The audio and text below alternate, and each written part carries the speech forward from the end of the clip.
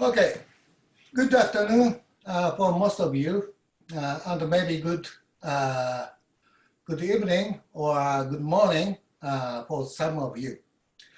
Thank you for your joining the Low Asia Human Rights webinar series in these difficult days. And of course, thank you for a distinguished panel to share your experience and insight on the topic of state accountability during COVID-19, the citizens' right to know. I am Yasushi Higashizawa, co-chair of Human Rights section of the Low Asia. I would like to present very briefly before the panel what international human rights law obliges government to do. First, the social covenant says governments must take steps to prevent, treat, and control epidemics. Also, second, governments must recognize the right to work, including the right of everyone to opportunity to gain his living by work. And the third, government must ensure the right to seek and receive information. And in order to give effect to the right to access information, government should proactively put in the public domain information of public interest. Moreover, jurisprudence says under extraordinary situations such as serious disasters, the right to private and family life also imposes on the government the positive obligation to collect and disseminate information. In the near past, Japanese people, I'm from Japan, Japanese people experienced such a situation by the Fukushima nuclear power plant accident. At that time, people are so disparate in need of information of radioactivity. Fatally infectious diseases such as COVID-19 is also the case. I stop here and leave further discussion on the panel. I must apologize, however, each speaker is allotted only for 5 minutes. Also, to save time, I will not introduce speakers in detail, but I don't mean to restrict your right to know. For that information of the panel, you can get their bio online. Okay, before going to the panel, let me introduce Mr. Michael Tibbar, Secretary General of Low Asia, for welcome remarks. So, Michael, you have a floor. Thank you very much. And good evening to you all from Sydney, Australia. It is a pleasure to welcome you to the second session of Low Asia's Human Rights webinar series. I'm delighted that despite the many current challenges that we can continue to connect with you and offer you educational opportunities like today's webinar. We've all been impacted in some way by this pandemic, and in almost every jurisdiction, emergency powers, lockdown measures, enhanced military and police powers, and increased digital surveillance powers have significantly affected established rights, including to privacy, freedom of movement and association. We are indeed living in extraordinary times, and while citizens' health is of primary importance, we at Low Asia believe that government actions to respond to the pandemic must ensure respect for established principles of the rule of law, access to justice, and of course, human rights protections. In today's session, we will explore the topic of government accountability during the COVID-19 crisis and the citizens' right to know. Government accountability and transparency is a key to ensuring citizens' receptiveness to and compliance with extraordinary government measures. And it is incumbent upon governments, therefore, to ensure that any new measures have distinct and specific periods of application. The institutionalisation of emergency measures over time at the expense of our rights cannot be tolerated. Simultaneously, rigorous testing and evidence-based decision-making is vital to ensuring government responses are appropriately targeted to the circumstances of the particular jurisdiction within which they are implemented. As legal professionals and representatives of lawyer associations, we must use our understanding of the legal system and our relationships with law and policymakers within our respective jurisdictions to ensure government decision-making is subject to appropriate review, including by the courts. We can also, if I can say in conclusion, use our positions to advocate for governments to clearly communicate any new measures, including their basis and intended effect. And I thank you, Chair, and I thank the Law HS Secretariat and your committee for their support for this evening's event. Thank you. Thank you, Michael. Now I'm going to the panel. So the first speaker is Mr. Simon Lewis from United Kingdom, President of the Law Society of England and Wales. So Simon, your turn, please. Many thanks, Yasushi, and hello, everybody. Those of you who may have met me at the wonderful conferences in Cambodia and in Hong Kong will know that the Law Society's keen interest is upholding the rule of law. So let's talk about that in the context of accountability. The way in which the United Kingdom approaches the right to know is in the Freedom of Information Act 2000. And that was widely described at the time as being the way to make sure that the public had the right to know. It has some obligations in it to be proactive, but at its heart is the right of every citizen to put in a request under the Act for any information which a public body holds. Extremely broad. There's about 40,000 such requests every year. The challenge, however, for anybody putting in a request is that the recipient, so let's say the government, has all kinds of exemptions. So it can say why it will decline to respond to a request. It may be too expensive. It may be that it's really not in the public interest. And if the government falls short, then you have to rely upon the Information Commissioner, who doesn't have the power to fine, but does have the power to come out with some kind of a decision notice, which if the government ignores, then of course this could be a contempt of court. But the reality, ladies and gentlemen, is that if there's a public decision that the government is just not complying with the Act, that's a kind of naming and shaming. So what's happened in practice is that the government has been proactive. 5 o'clock every single day. It is there, sometimes the Prime Minister, always senior ministers, flanked by our top scientists, saying what is being done. Why do we have this draconian legislation which makes it right now, it would be a criminal offence for me to go into my garden and have a little picnic with more than 5 other people from other households. That's a crime. So the government is out there explaining why it has to do this. In terms of other self-help, apart from the government itself being out there saying what it is doing, is the media. The media in this country is, of course, interested in what the government is doing, but very interested in what the government has not done, and pressing very hard, literally every day, sometimes every hour, through social media, through TV, through press conferences, which they attend, and regular documentaries focusing on why the government was late in lockdown, where was the protective equipment at the beginning, and so on. The press has been almost like a parliamentary opposition, and our parliamentary opposition for a while during elections was almost frozen. So the media has played a very powerful role and is almost like a do-it-yourself freedom of information. Now, this Yasushi is very topical because a court case has just been launched by a doctor.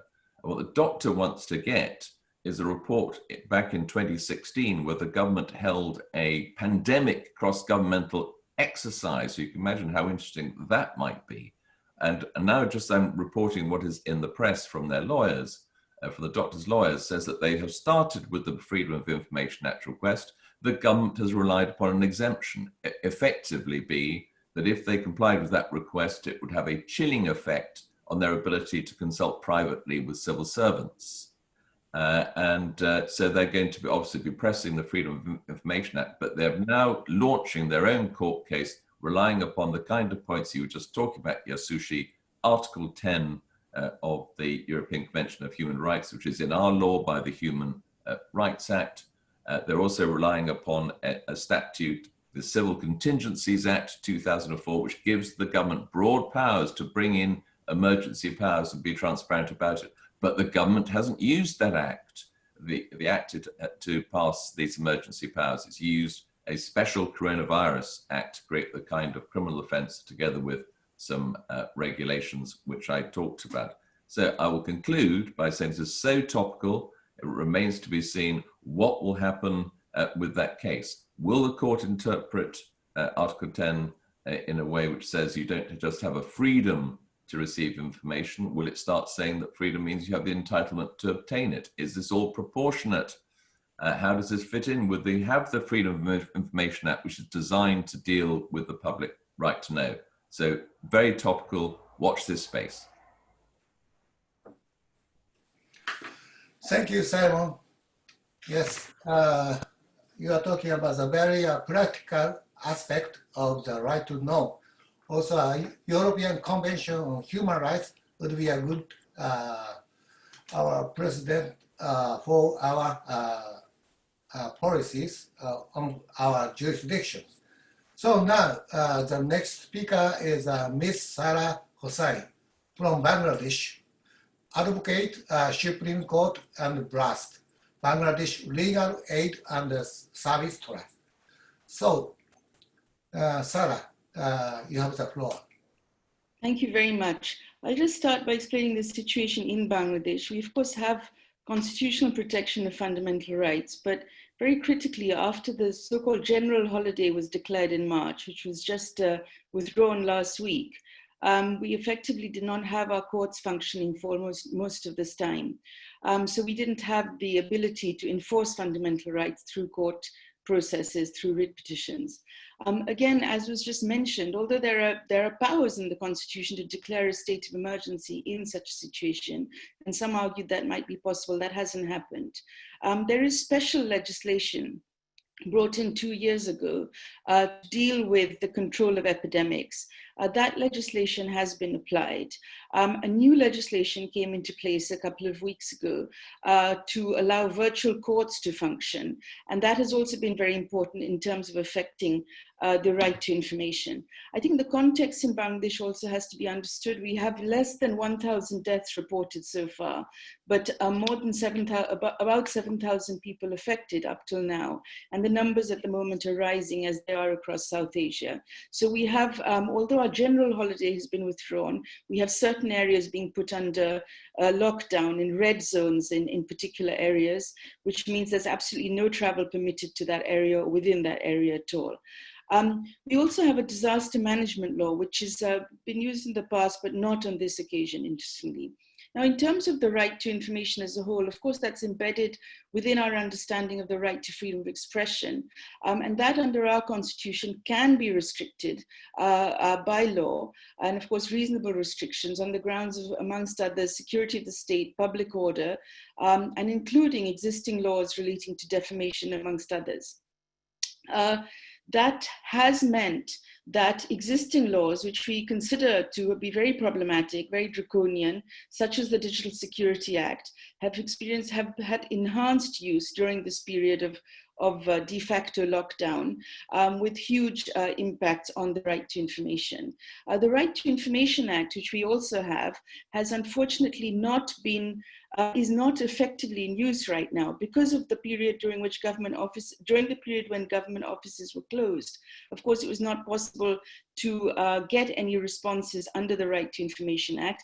But even now, while the government offices are not closed, in general, we are informed that they're overwhelmed by the corona response, and they're not able to get back to anyone who is putting in right to information requests.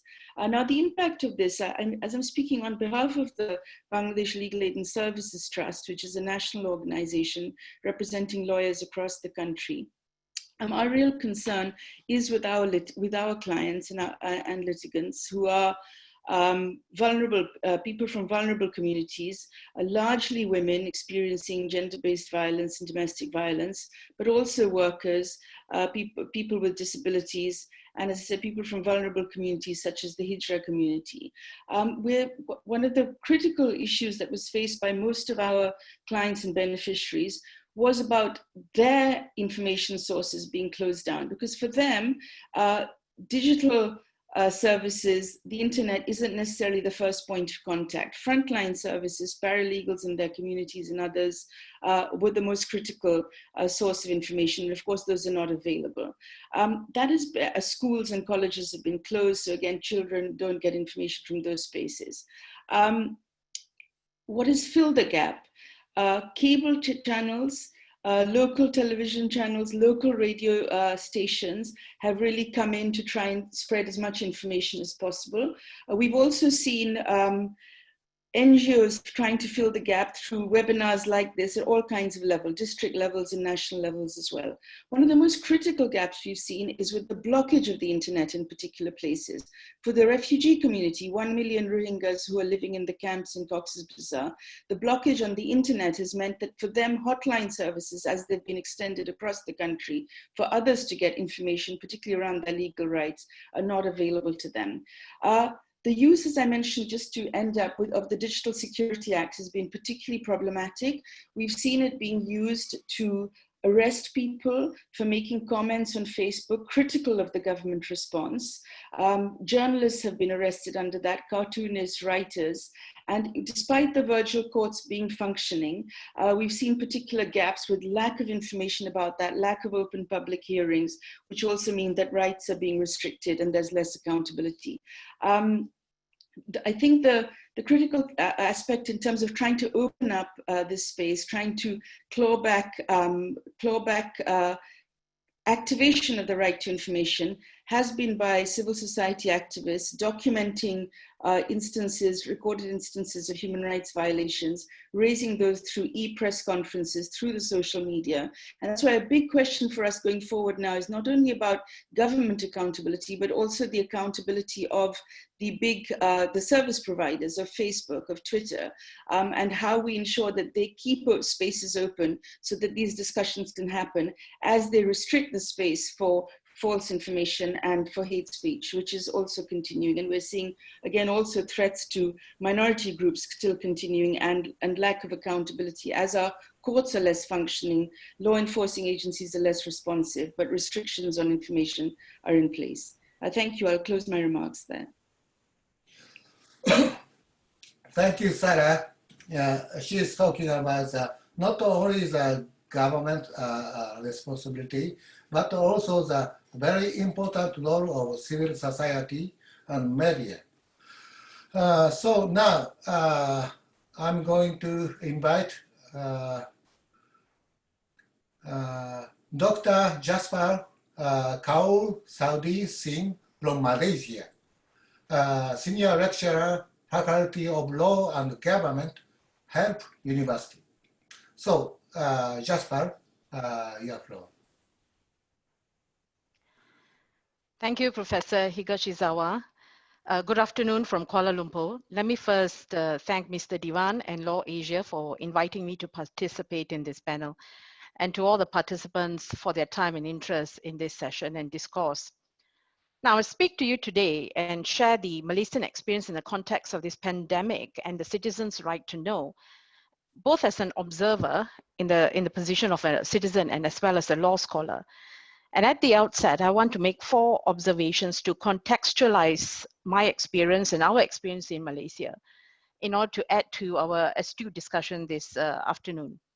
Now, firstly, these are unnerving times for the rule of law access to justice, freedoms, and liberties. It is often argued that in public health crises, such as this pandemic, life and limb takes primacy over liberties.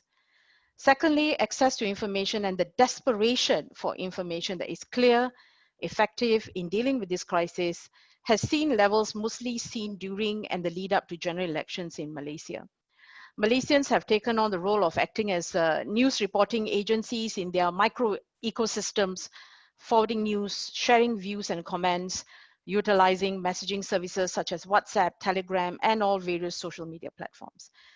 And similar to what Simon had mentioned earlier, listening to daily updates from the government agencies such as the Director General of Health, senior ministers, and the Prime Minister himself, these are religiously followed, viewed, discussed, shared, commented on, and debated upon.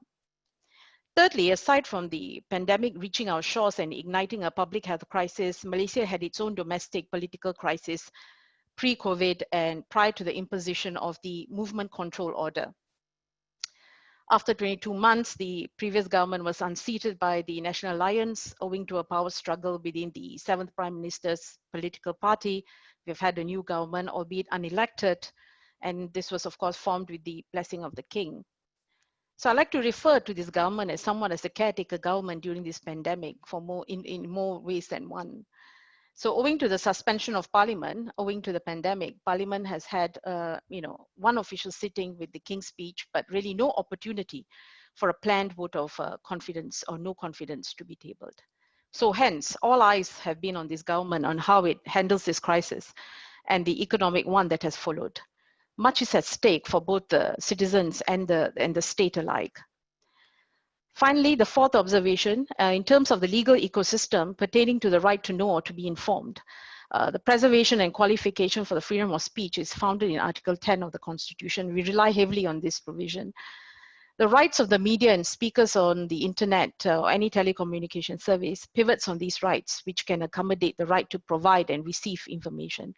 So in my view, this pandemic gestures towards a heightened importance of this right.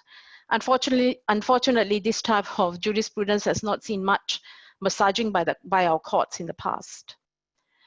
Against this backdrop and context, I want to highlight two things that's happened. Firstly, the heightened role of the media, and secondly, the handling of misinformation. In terms of the role of the media during these pandemic times, as the fourth estate, it's even more important and heightened. With Parliament not sitting, one may question representative and democratic values of decisions taken by the government. It looks like lawmaking powers has shifted to ministers and not sustained by parliamentary deliberation, which would have attracted scrutiny of the opposition. In fact, there's much pressure on the opposition to be quiet, in terms of their debate and scrutiny during this pandemic. As we know, the economic and social crisis will outlast the health crisis, so the determination of the direction of the nation and how it affects all of us is going to be very central. So since the role of the opposition is impeded by this pandemic, the role of the press to cover and question these public appearances during the daily news conferences, serving as an update to the public, act as the channel of accountability, very similar to what Simon had echoed earlier. So it has taken to a certain extent the role of scrutiny. So to curtail the role of media and information dissemination would strike against this accountability. And unfortunately, I want to bring to your attention three incidences that have happened here in Malaysia. Firstly, there were allegations by the Minister of Defense on national television against one of our more established and prolific newspaper, The Edge, for publishing fake news. The newspaper were quick to reply to dismiss these allegations. The very able editors of the newspaper were successful in allaying any legal action. So the government and its ministers have to themselves be accountable for not making such allegations that impedes the role of the media. Secondly, the media was not allowed to attend the court hearing against the daughter of one of the leaders of the main political parties. And this clearly goes against the principle of open justice enshrined under our law, the Court of Judicature Act. So if information is not accurately reported, journalists will of course have the legal gauntlet thrown on their heads, but at the very same time, they're not given proper access to the courts. And this is one example of that. And finally, to end, the third incident was the investigation against the South China Morning Post journalists who were investigating a migrants raid. And she had reported fairly and accurately, and she was investigated under Section 504 of the Penal Code and a very ominous Section 233 of the Communications and Multimedia Act. Of course, there is another dimension, but because of the shortness of time, is of course how we've handled the misinformation, or famously referred to as fake news, and perhaps I can take that up during the Q&A. Thank you very much. Thank you, Jasper. Yes, she pointed out in some country the political situation is not good. So in those situations, kind of a free flow of information by media will be a good asset to keep our society going. Okay, so now I'd like to introduce next speaker, Mr. Akram Sikh from Pakistan, senior advocate, Akram Sikh, law associate. So Akram, you have the floor, please. Thank you so very much, Professor Yasushi, Mr. Simon Davis, and the Secretary General, Mr. Michael Tidwell, and Ms. Sarah Hussain, and other distinguished panelists. I'm very grateful for organizing this accountability and session webinar, which is very useful and at the peak of this pandemic. In Pakistan, unfortunately, it was not, although we had it late, like not till February, middle of February or end of February, but the government was not ready to combat this. And they did not bother to go through the human rights regime laid down by World Health Organization. They will check the people, and they will force the people to, if they are testing positive or if they are suspicious, they will force the people to go to the public sector quarantines, which were very few in number, rather than permitting them to self-quarantine in their own homes and provide them all the facilities. And I think the greatest good fortune that came our way during this pandemic was that Supreme Court of Pakistan took a suo motu notice of the government's handling of this pandemic. And this continues to be in the hearing. And it was, the last hearing was yesterday. It is monitoring on behalf of the people various issues that other patients' rights are also protected, which are the worst hit in this pandemic. For instance, the corona became a stigma. Every hospital closed their doors to corona patients. There was an addition of 220 million. And even till now, the number of total tested people are not more than 6 million. So this was, the reason was that at this moment when I'm talking to you, the confirmed cases of positives are 108,317, and the number of deaths are 2,172. And other patients are the worst to suffer.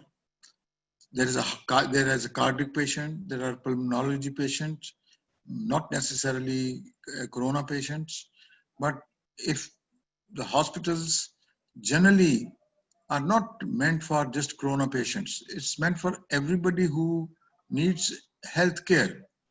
They were not provided health care.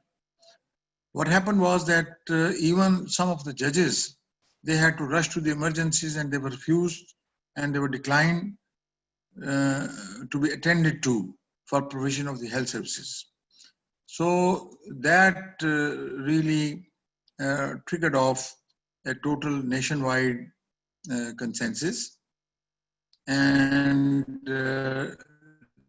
luckily, our establishment supported the civil society in this lockdown and in monitoring this disaster management activity. And now it is with great efforts that things are improving. They're coming to normal.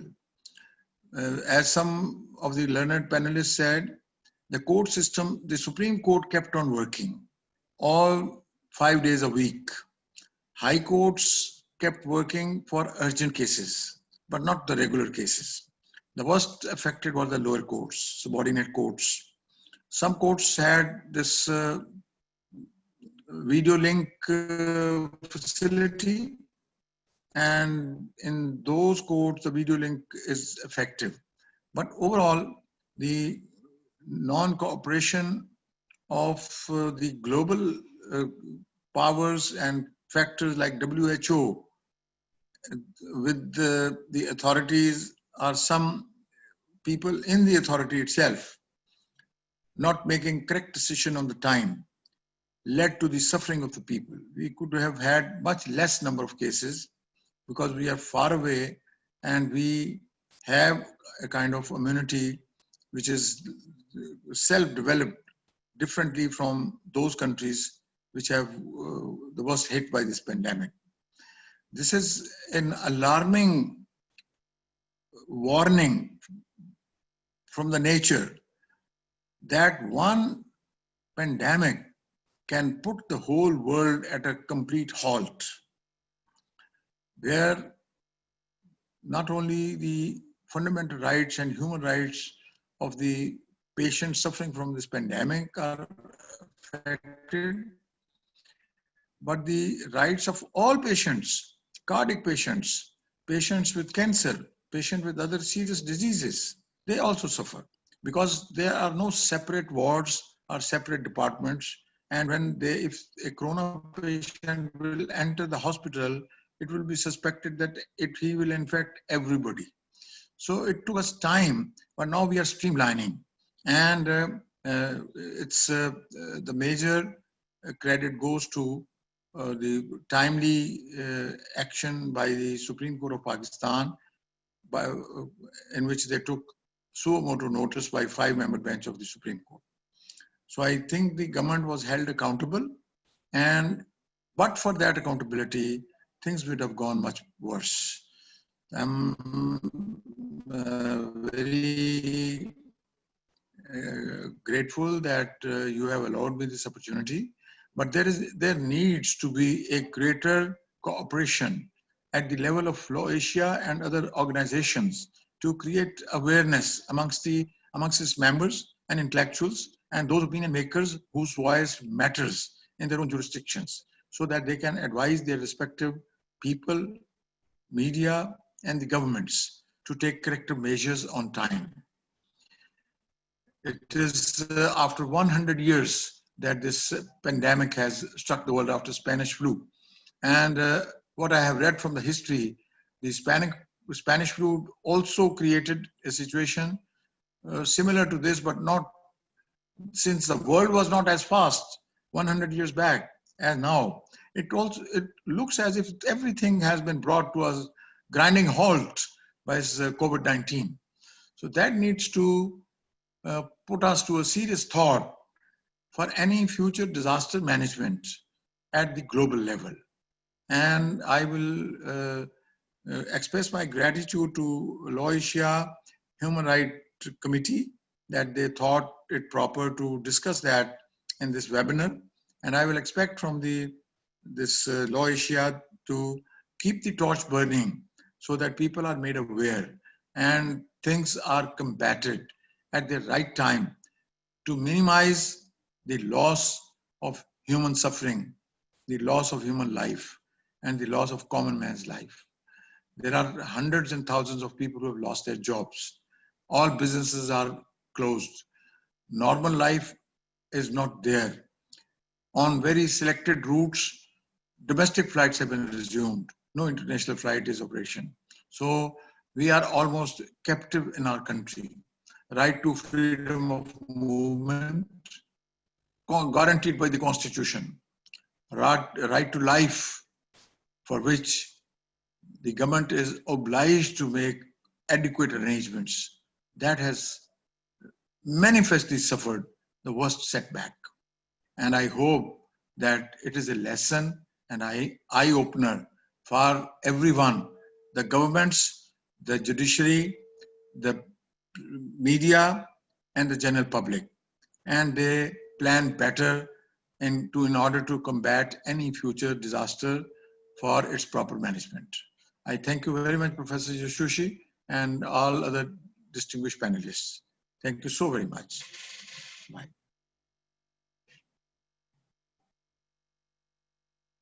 I've concluded my contribution. Is there any questions, or do I just unmute myself? Thank you, Akram. Thank So the next speaker is Ms. Lu Haina from China, Associate Professor, Executive Director General, Human Rights Research Center, Renmin University. So, Haina, you have a floor. Okay, thank you, Chair. I'll share my slides here. Good afternoon, everyone. Today I'll talk about positive state obligations to inform vulnerable groups during COVID-19. And I will address that from 5 aspects. Okay, okay, can you see my slides? Okay, I'll address that from 5 aspects. First of all, given the time limit, I'll simply just point out that under the international human rights law, states have positive obligation to make sure that during public emergency like COVID-19, everyone, especially vulnerable, especially persons with vulnerabilities, has access to information related and necessary to protect his or her health, life, and other human rights. In order to achieve that, the first question we have to ask ourselves is, who are vulnerable? The traditional way to identify vulnerable groups are based on personal identities, such as gender, race, ethnicity, disability, age, etc. While this in general works, for example, in the US, as evidence shows, Black people are more likely to be hit by COVID-19 than white people. But this approach is not accurate. For example, elderly people are more vulnerable in general, but a wealthy elderly person with tremendous resources can be more protected than a young person who has to go out to work to make a living during a pandemic like this. Also, whether a person is vulnerable changes according to circumstances, while a personal identity usually doesn't change. So instead, we need a vulnerability approach which looks into each person's vulnerability under specific circumstances. So for today's topic, we need to look at a person's ability to access to information regarding COVID-19 itself and access to information regarding services in need because of COVID-19. So during COVID-19, we found some people are more vulnerable than others in terms of access to information. First group identified is persons with disabilities, of course, but not every type of disability. Persons with visual and hearing disabilities are most vulnerable with access to information. And in this respect, China has a legal framework to that. It has regulations on disability inclusive environment, which was issued in 2012. And in this April, China's Federation on Persons with Disabilities and also Ministry on Industry and Information Technology hold a conference which aims at ensuring persons with disability having sufficient access to information. So the key message here is to ensure effective communication, which can be achieved by focusing on 3 aspects. the information technology. For example, we have to make sure that persons with certain disabilities also has access to internet and with a smartphone where they can find most of the information regarding the COVID-19. And also with regard to forms of communications, we need to make sure that we have to see whether information put on internet or TV is accurate, easy to understand, also to see whether there's like sign language on the TV for persons with hearing disabilities, et cetera, And also we need to look at the individual situation to see whether a particular person with disabilities have sufficient resources to access to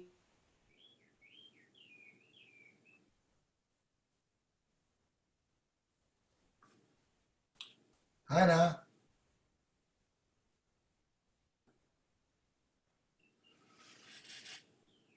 Okay.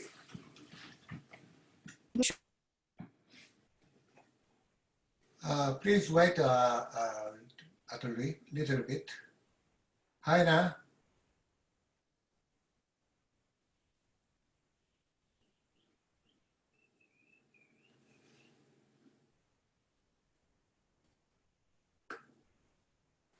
Okay. So there's there seems to be a problem in the communication. So I think Hannah will come back, and during that time, I skip to next speaker, and when she's coming back, I will have her speak again. Okay. So Miss Kelly Kim from Korea, General Counsel at OpenNet Korea. Are you ready to make a presentation? Kelly? Can you hear me? Yes. Okay. Hi, everyone. I'm Kelly Kim, General Counsel at OpenNet Korea. So I will talk about South Korea's situation. So let me just briefly describe what's been going on in Korea. Am I clear? Yes. Okay. So Korea discovered its first COVID-19 case on January 20th. And the Korean Center for Disease Control and Prevention immediately organized a meeting with biomedicine companies to ask them to develop test kits. And the test kits became available in 3 weeks. Then from February 20th, the number of cases began to explode in and around the city of Daegu to nearly 9,000 cases in less than a month. And it made Korea one of the most dangerous countries in the world back then. And the size and speed of the outbreak seemed to be uncontrollable. The government, however, continued to first rigorously trace the prospective cases, second, test for free, and third, treat it for free, everyone, regardless of their nationality. The government has also implemented robust measures to coordinate closely with all cities in curbing of spreading of viruses, including the installation of the famous drive-through and walk-through testing centers. And one of the principles for Korean government to respond to COVID-19 still is full transparency. So Korean government disclosed not only travel routes of infected persons, patients, but also information on spreading patterns of the disease and responses to it from the beginning of the pandemic. And our foreign minister, Kang Byung-hwa, once mentioned that the basic principles are openness, transparency, and fully keeping the public informed. So Korea has very good healthcare system to begin with, and the system is very highly wired. So fully utilizing that, our government has dealt with the outbreak pandemic from the very beginning with full transparency, and that's how the government gained public trust and support. However, such full transparency principle had side effects, especially regarding the disclosure of the travel routes of infected persons. As each local government has already disclosed when and whereabouts of infected persons with other personal data such as genders and age, it was very easy to identify individuals. So it caused groundless accusations, speculations, even ridicule and hate speech against the individuals. So people even say that they are more scared of being stigmatized by the disclosure than getting infected. Well, yes, especially regarding the citizen's right to know. But for example, a typical emergency alert says, I get this text message every day, which says that a 43 years old man, resident of Seoul No-1 district, tested positive. He was at his work in Mapo district, attending a sexual harassment class. And he contracted the virus from the instructor of the class. So this kind of series of alerts then follow, so such as where the man had been, including the bar, in the area that he was at the bar in the area until like 11 p.m. at night. So this kind of alerts arrive all day, every day, telling you where and when the infected person was, and like what he does and how old he is. So, and you can also look up this kind of information on the Ministry of Health and Welfare website or local government's website. So this disclosure measure is of course carried out according to the law, which is Infectious Disease Control and Prevention Act, and also the Personal Information Act, Personal Information Protection Act. So in March 9th, the National Human Rights Commission of Korea said that it should be, the government should refrain from disclosing too much personal information or unnecessary personal information. And accordingly, the Korea Center for Disease Control and Prevention released the disclosure guidelines on March 14th. So according to the guidelines, the location and means of travel should be disclosed, such as subway, bus, or like taxi, only when there is a contact of non-patient with a patient. And personal data such as the address or company name shouldn't be disclosed. However, the guidelines still allow the disclosure of travel routes of infected persons and other personal data of infected persons, patients, such as gender, last name, age, occupation, nationality, and religion are still being disclosed by the media.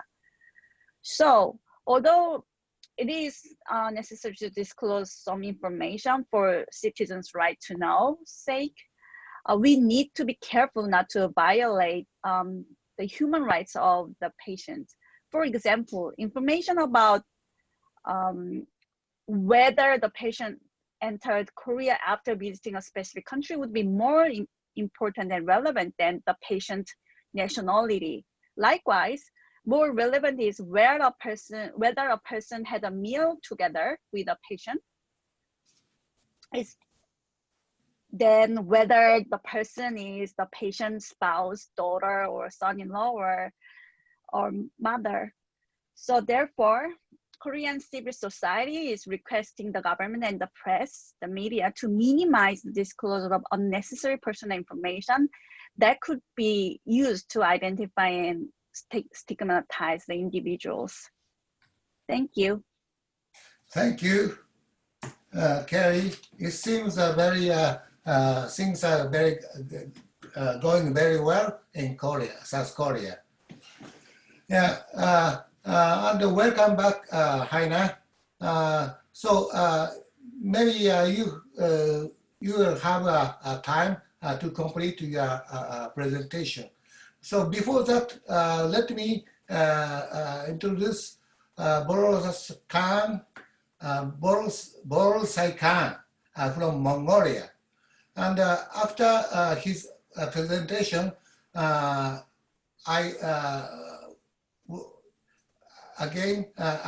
welcome Haina as a last presentation.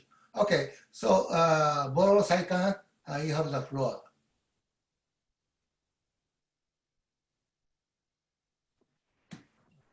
Thank you, ladies and gentlemen. And in the matter of time, allow me to highlight a few things relating to Mongolia and COVID-19.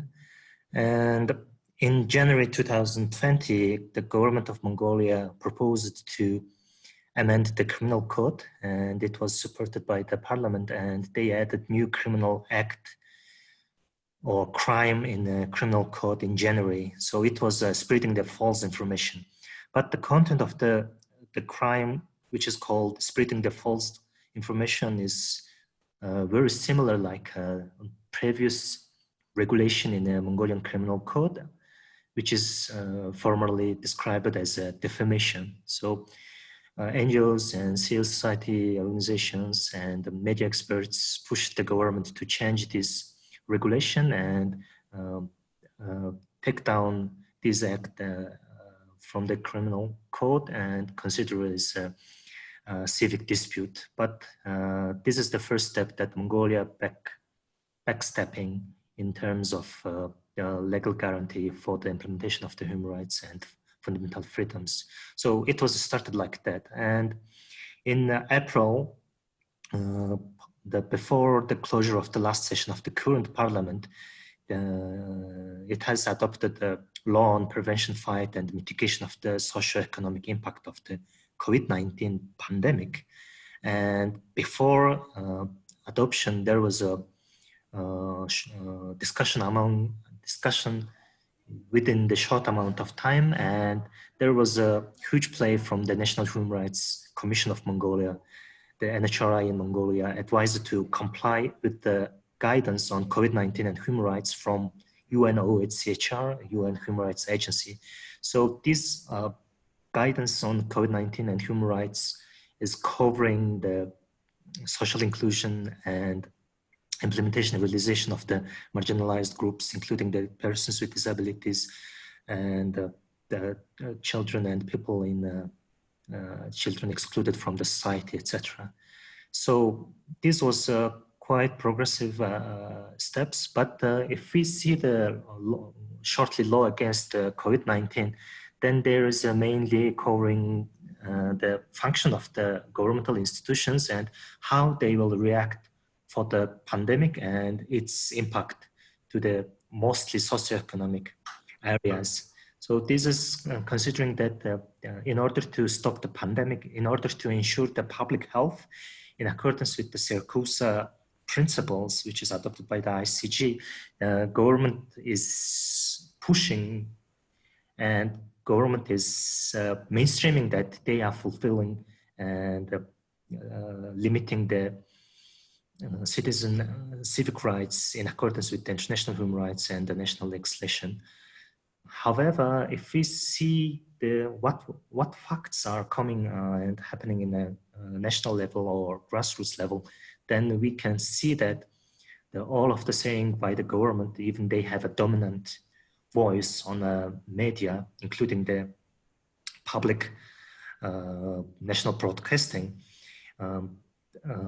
For instance, due to the lockdown, all schools and kindergartens are closed after 27th of January in Mongolia, and almost 700 children and students are locked down in their households or homes, and Ministry of Education decided to deliver the schooling content or learning process through the TV lessons. However, in reality, almost not all of the people, especially children who are living in low infrastructure areas or students who's facing a digital gap in the countryside, are not fully following the TV lessons. And in addition to that, for instance, in terms of accessibility and in terms of social inclusion, we already enshrined the sign language as a mother tongue of the deaf community, including their members, in our national legislation on the law on rights of persons with citizens with disabilities. However, the translation of the table lesson to the children by the sign interpreter was not qualified even by the experts and it questioned the advocates. And now currently we are waiting our election in 24th of June. And before June, we have a 3 weeks advertisement period for all candidates. But honestly, the ruling party is dominantly taking the platform of the all traditional media, including the newspapers, TV, radio, etc. And the minor parties or coalitions fighting against, standing against the ruling party, mainly focusing on the social media or the other commercial televisions. So it's giving them very difficulty to reach and deliver information about their election platform and about their development agenda to the all, because Mongolia, the half of the population of the Mongolia resides in urban area and half of them are living in a countryside without any good infrastructure. So during that COVID-19, even we are facing with the election period for the parliament members, and even there is a digital gap and media inequality causing to may cause to breach the citizens' right to know. In parallel with the National Human Rights Commission, NGOs are starting their election media monitoring and preparing local or volunteer observers. However, due to the travel restriction and border restriction, there are no international observers currently in national level, and international media and observers are approaching to local journalists to assist and cooperate with them during the election period. And last thing is need to highlight, it's nationals, Mongolian nationals in abroad, and around 10,000 plus nationals, Mongolian nationals are willing to come to the mother country. However, based on the capacity of the flights and based on the capacity of the especially the beds in health settings, the government of Mongolia not fully fulfilling the citizens' right to movement. So according to the some soft norms, we already know about the extra territorial jurisdiction. Even in collaboration with the other states, we need the government of Mongolia need to concern to implementation of the rights of their citizens. Currently, the government of Mongolia is taking not progressive steps to ensure the realization of the citizens in abroad. So from my side, this is shortly I can share. Thank you, Boro Saikan. Yes, actually, the people are living outside the country would have many problems, facing many problems. So now, Haina is coming back, and I'd like to have her complete her presentation. Okay. Thank you, Chair, for giving me this opportunity. Yeah, my connection is still not stable, so I may be interrupted again. But I didn't know where I was stopped. So did I finish the disability part? So I didn't know where I was stopped. I was just continuing speaking. But anyway, Can I just add, you stopped at consideration of individual situations and the resources available to individuals. Okay, thank you so much. Then I finished my disability part. Thank you very much for that. Okay. And Haina, yeah? We don't see your PowerPoint presentation. So maybe there's some difficulty. So could you make a presentation without the Yeah, yeah. okay. I just forget about my slides. Oh yeah, now we have it. Okay, sorry about that. Okay, so I'll continue after after I address the importance to pay particular attention to the needs of persons with certain types of disabilities. And a similar issue also applies to elderly persons. And there is a phenomenon of a so-called digital gap when we talk about elderly persons. In China, many elderly persons don't use smartphones, but you know, a lot of information are put on the what we call it like WeChat. It's a social media software widely used, and the information about the COVID-19 is always put there in the first place.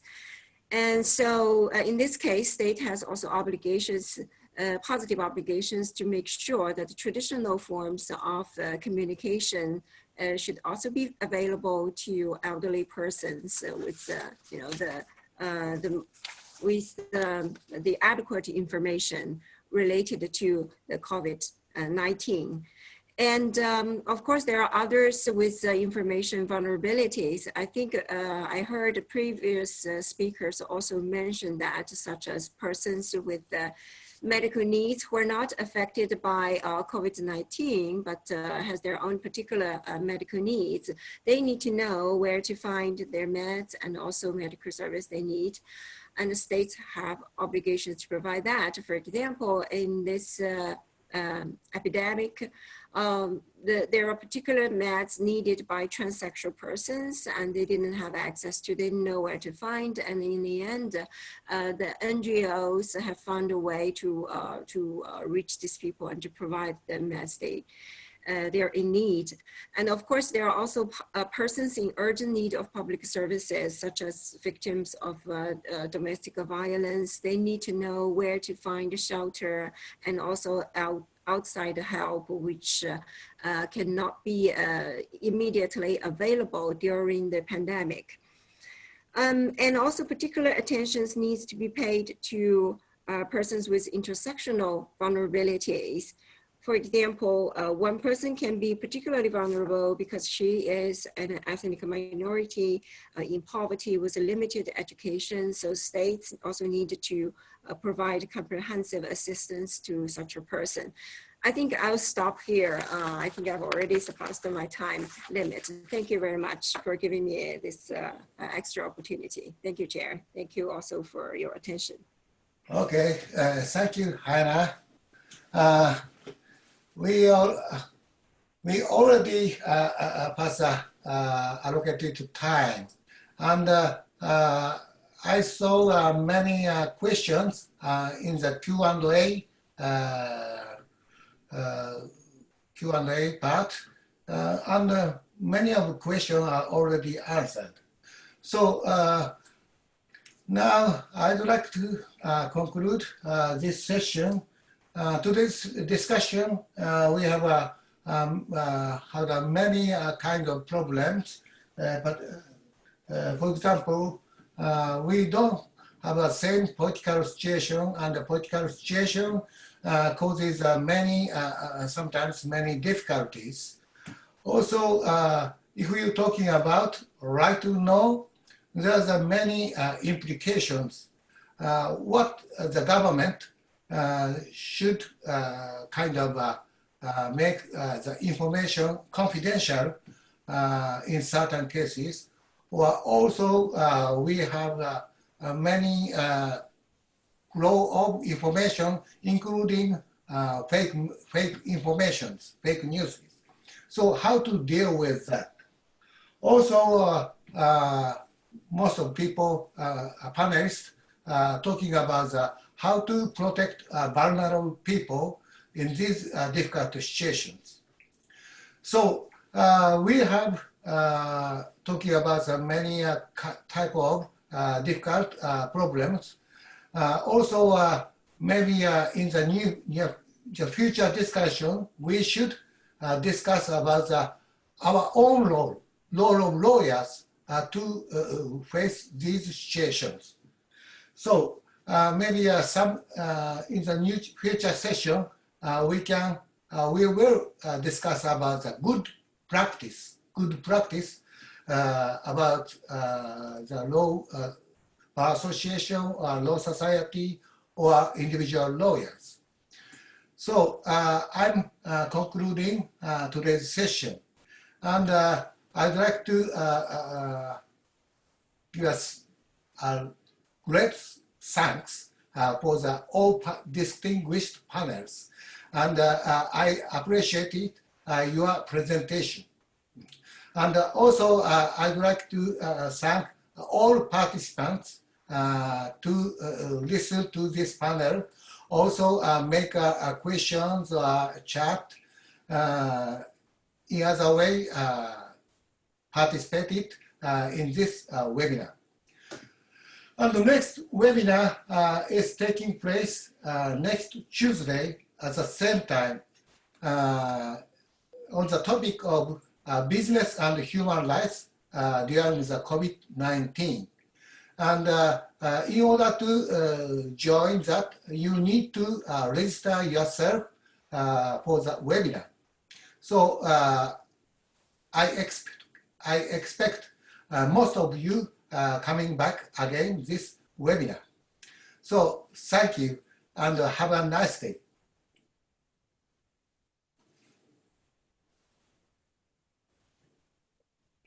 Thank you very much. It's Thank been a you real very pleasure. much.